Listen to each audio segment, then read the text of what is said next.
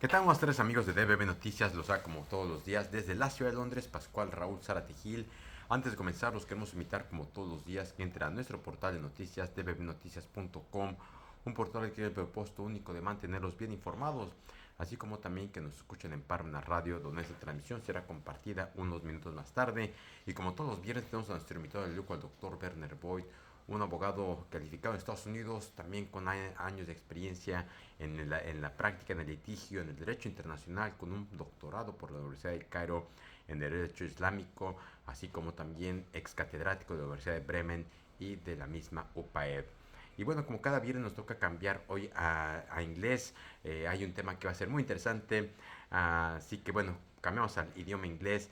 And today, Dr. Wernee Voigt will explain to us a very interesting topic, something that he explained to us in this program, and also, I'm pretty sure, in other forums as well, in some private conversations, a dispute that Mexico basically argued in the U.S. tribunals.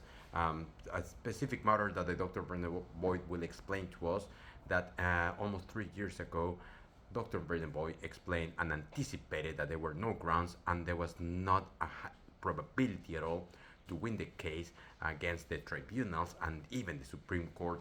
Now, after that, what is going to be the next steps from the current administration? Let's consider that the previous findings for the suit was by the former administration of López Obrador.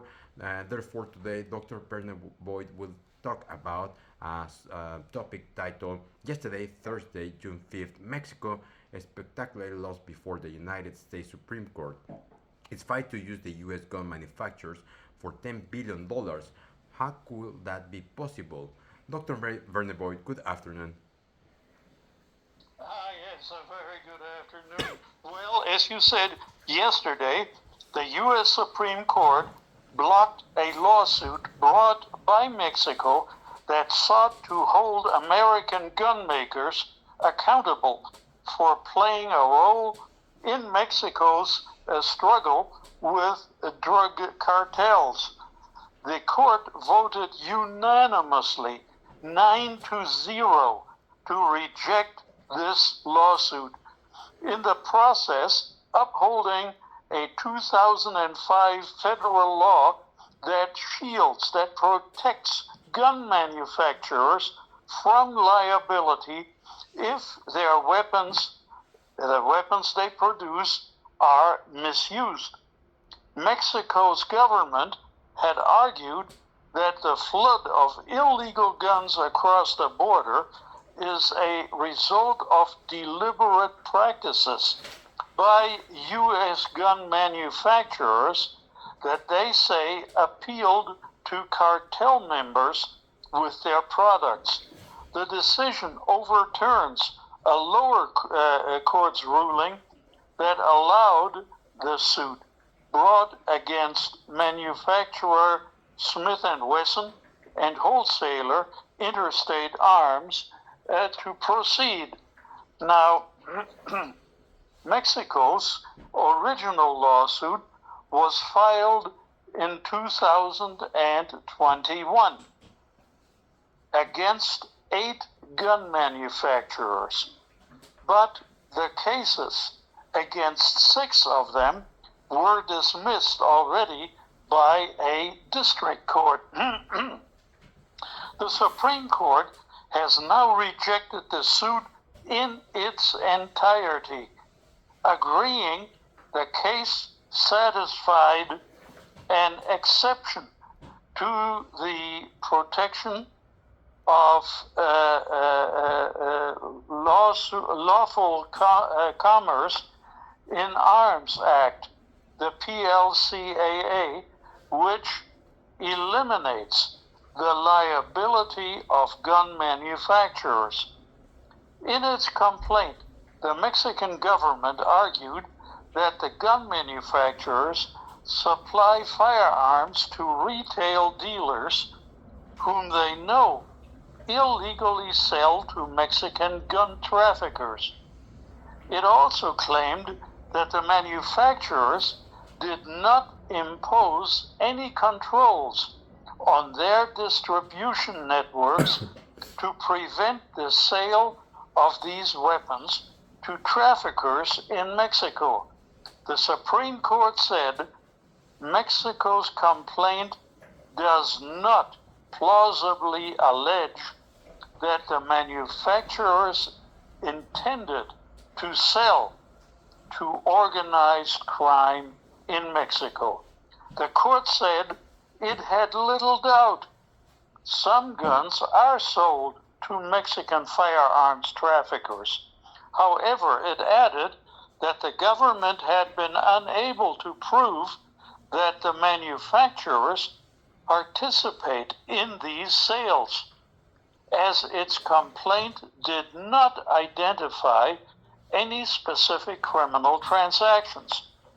Mexico's accusation was quite general, the court said, and that the manufacturers helped a number of unidentified rogue gun dealers to sell firearms illegally.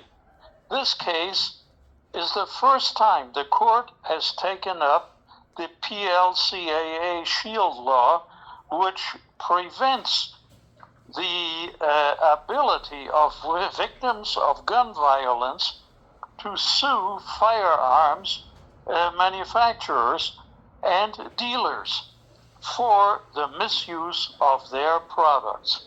Now, at a hearing in March of this year, the Supreme Court appeared very skeptical of Mexico's challenge, with justices on both sides of the ideological spectrum questioning the validity of Mexico's suit. Now, between 200,000 and 500,000 U.S.-made firearms are trafficked to Mexico each year. Almost half the guns recovered at crime scenes in Mexico are manufactured in the United States. According to data from the U.S. Bureau of Alcohol, Tobacco, Firearms, and Explosives. Now, U.S. gun manufacturers and wholesalers cannot be held liable for criminal gun trafficking into Mexico. That was according to a Massachusetts federal court judge who dismissed the Mexican government suit against Smith & Wesson, Storm Ruger, Glock, and others way back in 2001.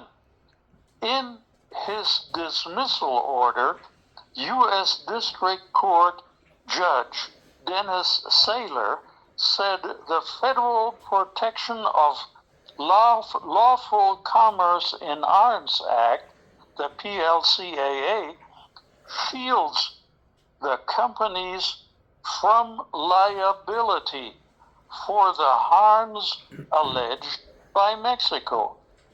Unfortunately for the government of Mexico, all of its claims are either barred by federal law or fail for other reasons, Judge Saylor wrote in his opinion.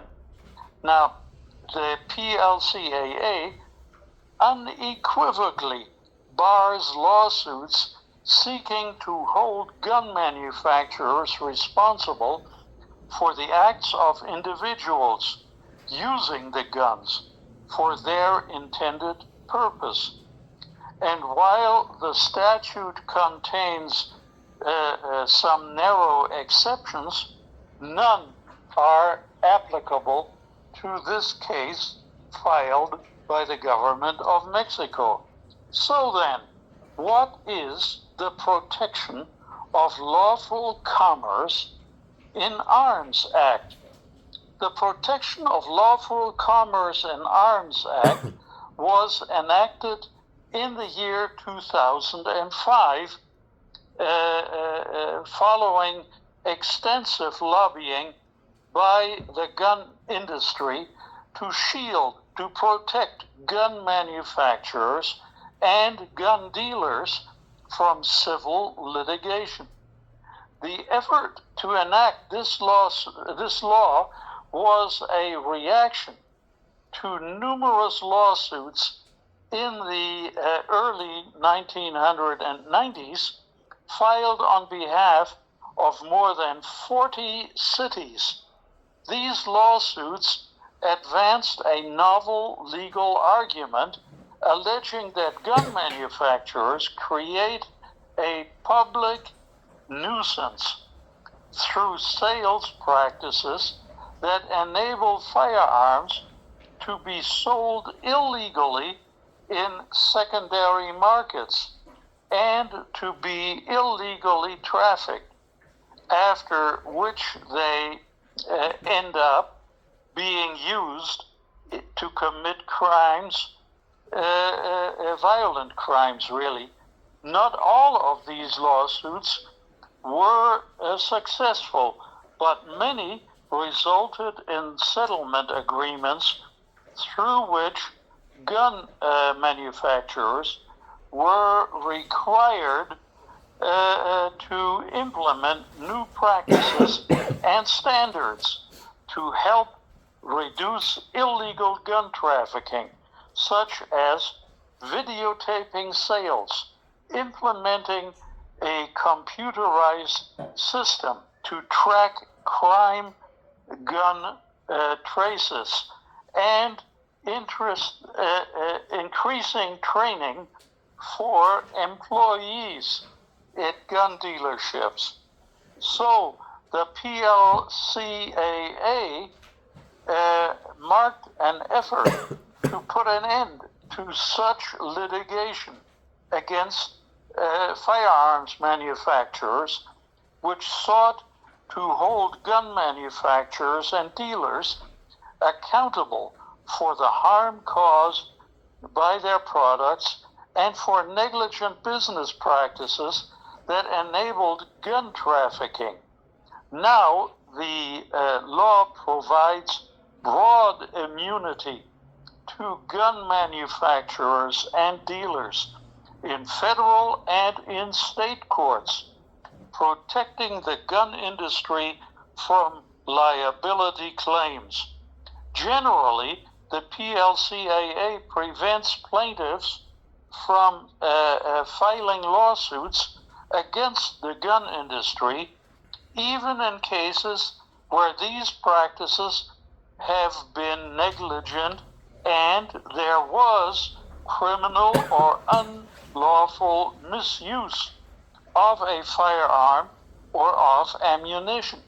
However, there are narrow exceptions to this blanket immunity that allow for lawsuits to be filed in cases where a gun manufacturer or dealer knowingly transfers a gun to a person with the knowledge that they intend to use that gun to commit a crime, or in limited cases, that the firearm caused harm to individuals due to design defects. Well, that is not the case with the problem here in Mexico. Since its enactment, the PLCAA has closed the courthouse doors to victims and municipal leaders seeking redress from the courts for the harm caused by gun violence. The law has succeeded in preventing lawsuits attempting to hold the gun industry accountable. Since 2005, only a handful of cases against the gun industry have survived pre-trial dismissal efforts and made it to a jury trial, meaning then many cases are dismissed before any evidence of industry wrongdoing is even considered.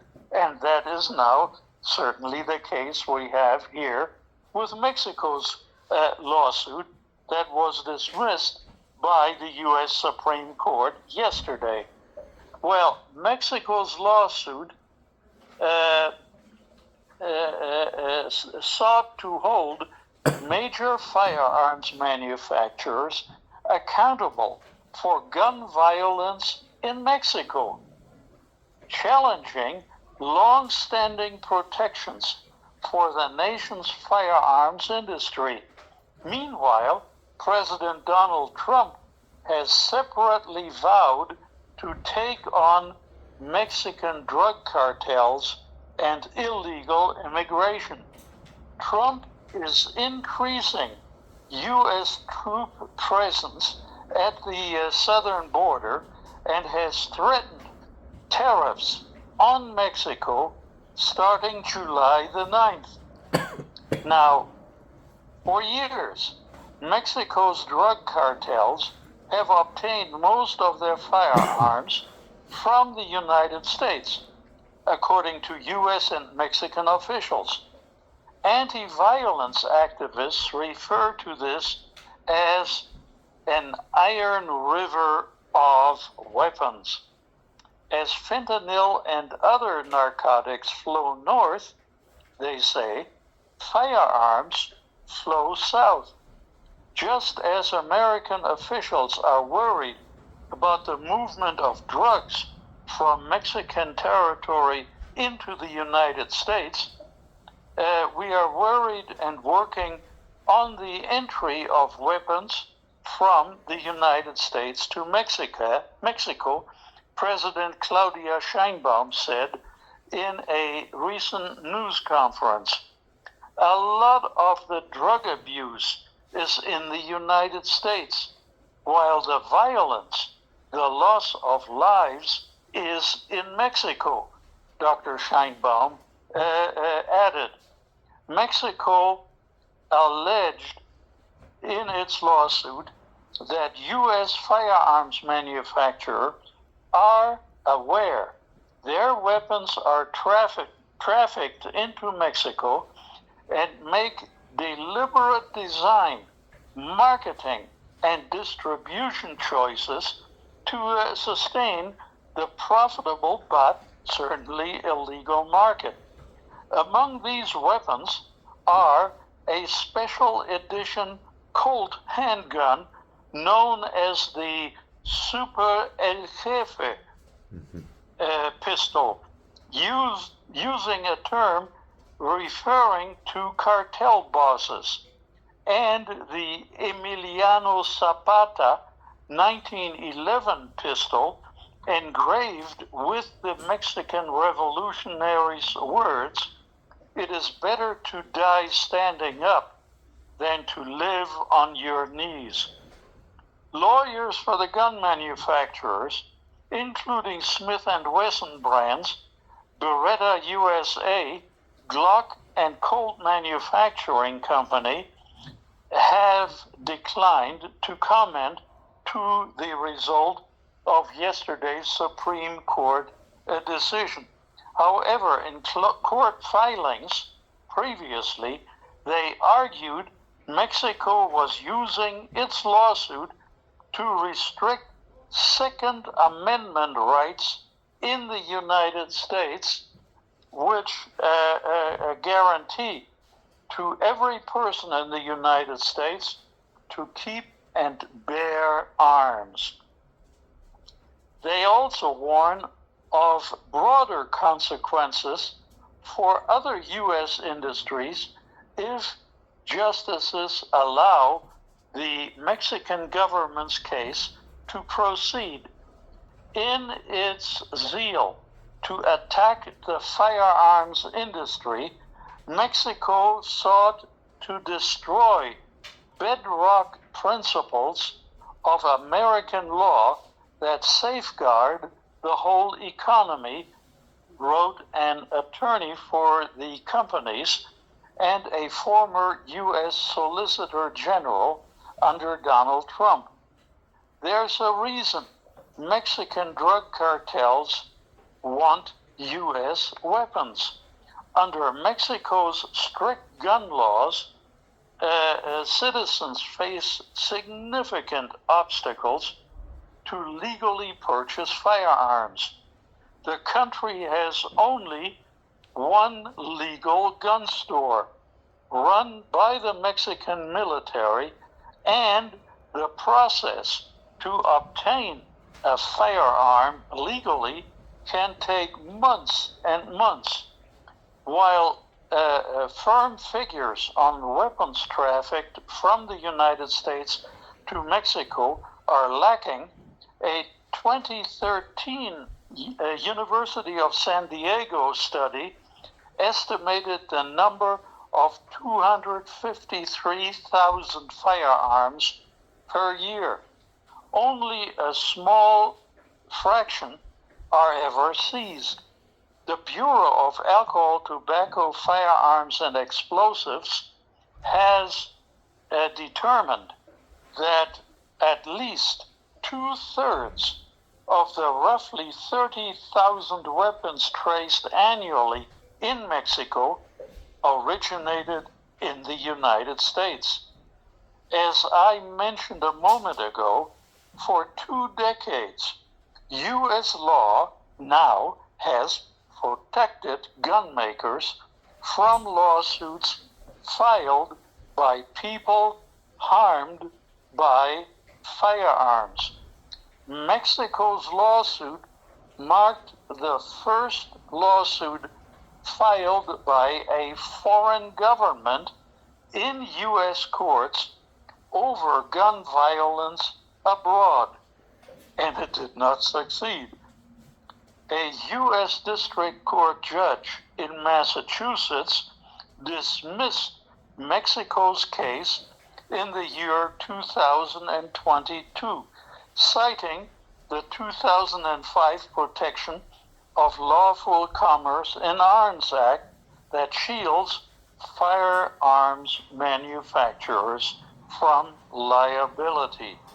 Now, the end result has been yesterday's dismissal of Mexico's lawsuit with prejudice. Most American firearms seized in Mexico originate in Arizona or in Texas. The busiest trafficking route runs from Phoenix to the Nogales border. Last month, U.S. Customs and Border Protection agents stopped a vehicle heading into Mexico carrying 42 AK-47 rifles. These AK-47s in Mexico are known as cuernos de chivo. And this person had 42 of them in his car. Such weapons are often trafficked through straw purchasers, U.S. citizens with absolutely clean records who are recruited to buy guns for others who cannot legally do so. Criminal cases in the United States courts illustrate how the illicit market operates. Javier Ramos Valderrama was a 19-year-old college student when he purchased an AK-47 style semi-automatic rifle from a Tucson gun store in Arizona in June 2020. Within 4 days, he bought another one of these AK-47s. Now, that fall, at a shop outside of Phoenix, Arizona, he purchased a 50 caliber Barrett sniper rifle capable of firing armor-piercing bullets the size of carrots. 3 weeks later, Customs and Border Patrol officers found that sniper rifle inside a Chevrolet Suburban SUV crossing into Mexico. It was one of 15 firearms in that vehicle bound for cartel groups. Arms smugglers often assemble rings of buyers, like that to which Javier Ramos belonged, and then they transfer the weapons across the border. Now, at the time of his arrest, Javier Ramos worked part-time at Panda Express and a call center. Yet he spent $15,800 on firearms despite earning only $6,000 from his jobs. Prosecutors said he was paid $1,000 by Mexican cartels per arms purchase. He was convicted in October of 2023 of making a false statement while purchasing the sniper rifle, and he was sentenced to 21 months in prison. Now, the driver of a van carrying the weapons had an unexpected background. Luis Manuel Bray Vasquez, a Mexican citizen, worked as a driver for the United States consulate near the border, court documents stated. Using official U.S. vehicles, this gentleman smuggled weapons to criminal groups in Mexico, earning $150 per rifle and $50 per pistol. Ray Vasquez pleaded guilty to weapon smuggling and was sentenced to 4 years in prison. Now, Mexico sought $10 billion in damages to cover the costs incurred by its military, its police, and the judicial system due to cartel violence fueled by U.S.-made weapons. Nearly 500,000 Mexicans have been killed since the government declared a war on drugs in the year 2006, and more than 100,000 people are listed as missing. Gun manufacturers argue their connection to the harm is too indirect, noting Mexico has not shown that firearms companies coordinate with illicit sellers, smugglers, or with cartels. Now, they contend that when criminals misuse lawful products, the responsibility lies with the criminals, not with the manufacturers. The firearms factories warn that under Mexico's logic, a company like Budweiser beer could be held liable for underage drinking at college town bars, and that certainly would be ridiculous. So then, the Supreme Court on Thursday, yesterday, tossed out the lawsuit from the Mexican government that alleged American gun manufacturers should be held responsible. Now, in the Supreme Court, Justice Elena Kagan, justice is the same as in Mexico, a ministra. She wrote the opinion for the unanimous court explaining why the Protection of Lawful Commerce and Arms Act, which allows suits to go forward if they are based on an underlying violation of a state or federal law, does not allow the suit against the U.S. arms industry to proceed. She said Mexico's complaint does not plausibly allege that the defendant manufacturers aided and abetted gun dealers' unlawful sales of firearms to Mexican traffickers. Kagan wrote for the Supreme Court in its entirety, "We have little doubt that, as the complaint asserts, some such sales take place, and that the manufacturers know that they do. The predicate exception, however, allows only for accomplice liability when a plaintiff makes a plausible allegation that a gun manufacturer participated in a firearms violation, as in something that it wished to bring about and sought to make succeed." Justice Kagan added, "Because Mexico's complaint fails to do so, the defendant manufacturers retain their PLCAA granted total immunity." Well, with that damning sentence, with that defeat before the U.S. Supreme Court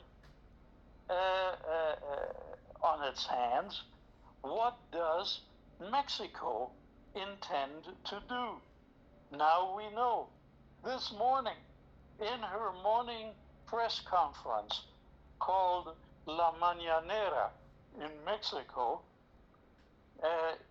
President Claudia Sheinbaum said 3 hours ago the following: "We are not in agreement with the Supreme Court's decision, and we have another lawsuit pending, and that one is not against the producers of arms, but against distributors and the sellers of arms." In the original Spanish, she said, "No estamos de acuerdo. Quedó otra demanda pendiente. Esa demanda ahora era contra los productores de armas. Queda otra demanda que es contra las distribuidoras y a las que venden las armas. Vamos a seguir insistiendo con el cuerpo de abogados nuestros que está asesorando esta demanda, y al mismo tiempo vamos a seguir trabajando con el gobierno de Estados Unidos", afirmó la presidenta Sheinbaum esta mañana. Pues, señora Sheinbaum, quiero invitar a usted y los abogados de usted leer la ley aplicable. I invite you, President Sheinbaum, and the lawyers that represent the Mexican government in this additional lawsuit against the distributors and the sellers of firearms to read very carefully the law that applies. Title 15 of the United States Code in Chapter 105 and Title 18 of the U.S. Code, Chapter 44, say the following already in the title of the law. It is an act to prohibit civil liability actions from being brought or continued against manufacturers, distributors. You see, atención, it prohibits actions against distributors, dealers, or importers of firearms or ammunition for damages, injunctive or other relief resulting from the misuse of the products by others. That is the final word. And to sum up our observations here in the interview, it again proves that what we have said already 3.5 years ago, when the lawsuit, which is now dismissed, was first filed by lawyers representing the federal government of Mexico, that what Mexico needs in its foreign ministry, in the Secretaría de Relaciones Exteriores, in the legal department, are lawyers that are capable, that are competent in interpreting U.S. law. Why that? Because the United States is Mexico's dominant trading partner.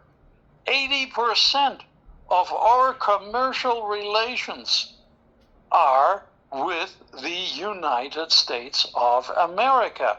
So therefore, it would be a good investment to have at least one or two experts on U.S. law in the foreign ministry of Mexico. And most certainly, that would avoid embarrassments such as we saw yesterday when the Supreme Court rejected Mexico's arguments in its lawsuit against the manufacturing industry of firearms.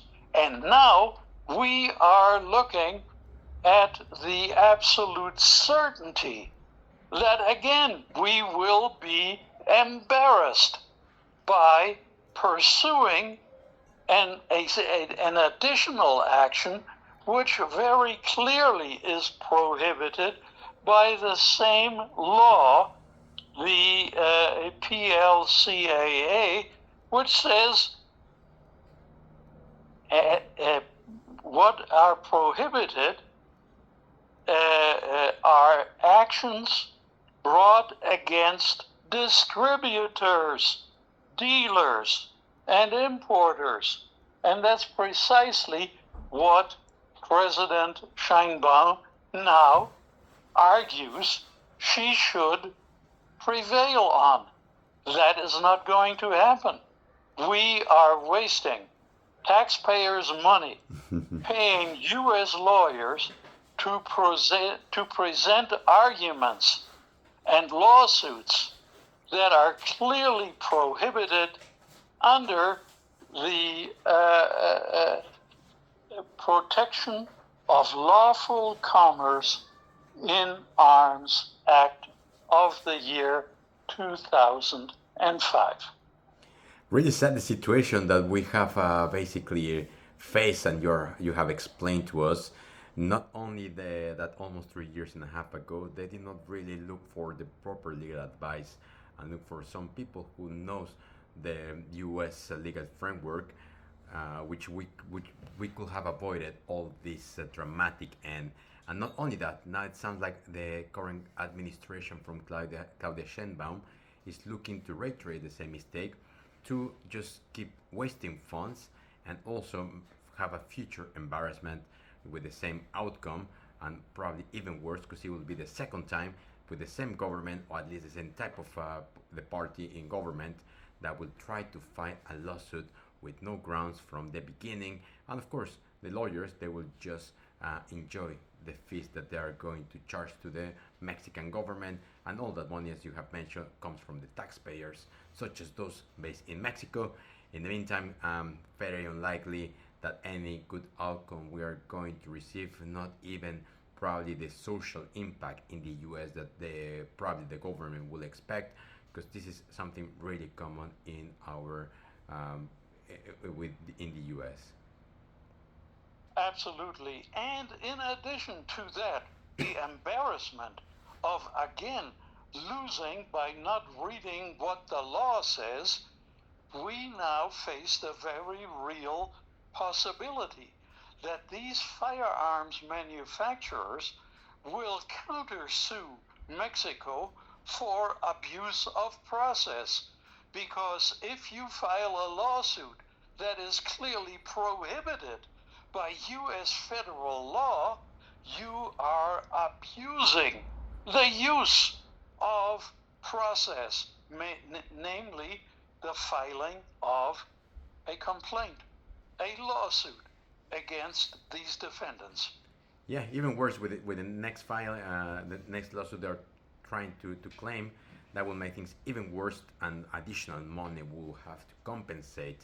And apart from that, is also we're not going to find the strategy, because let's be honest, in the U.S., one the weapons market is one of the main revenues for many companies, and it's a very strong, and they have a lot of strong consensus and lobby in the US government. And let's not forget that what you mentioned, to show the intention to sell, to create certain harm, it is the threshold and the test. It is extremely difficult, and unless the Mexican government and the lawyers, they manage to find all that evidence, which sounds extremely unlikely, we are going just to repeat the same mistake, and extremely possible that we will pay additional money, not only to the lawyers, but also to the manufacturers and probably the suppliers. Yes, absolutely.